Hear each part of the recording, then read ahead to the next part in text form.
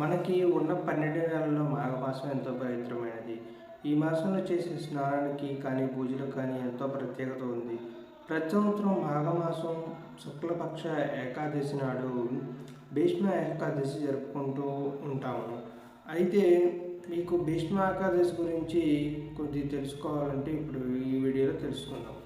భీష్మ ఏకాదశి నాడు విష్ణు సహస్రనామాలను చదివితే అద్భుతమైన ఫలితం ఉంటుంది. భీష్మ ఏకాదశిని జయ ఏకాదశి కూడా, అంతర్వేది ఏకాదశి కూడా అంటారు. ఈరోజు ఏం చేసినా కూడా విజయాన్ని పొందవచ్చు.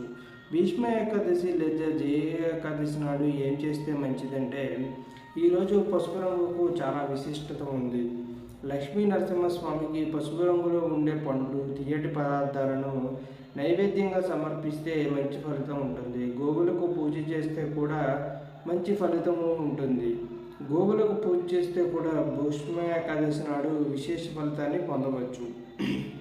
పసుపు రంగులు ధరించి విష్ణు సహస్రనామ స్తోత్రాన్ని చదివినా విన్నా కూడా మోక్షం కలుగుతుంది. ఈరోజు భీష్ముడికి తర్పణాలు కూడా చేస్తారు, అంటే వదులుతారు. అలా చేయడం వల్ల స్వర్గలోక ప్రాప్తి అనేది కలుగుతుందని అంటుంటారు.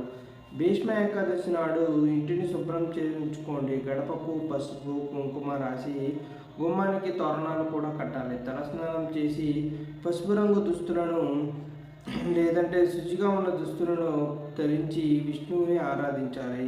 ఉపవాసం ఉండాలి.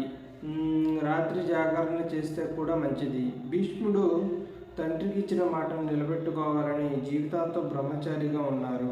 ఈరోజు భీష్ముడికి తర్పణాలు వదిలితే సంతానం కలుగుతుందని అంటూ ఉంటారు మన పెద్దలు. ఈరోజు ఎందుకు విష్ణు సహస్రనామాలని చదవాలి అని అంటే, భీష్ముడు ప్రవచించిన విష్ణు సహస్రనామాన్ని ఇప్పటికే చాలామంది చదువుతూ ఉంటారు. విష్ణు సహస్రనామాలను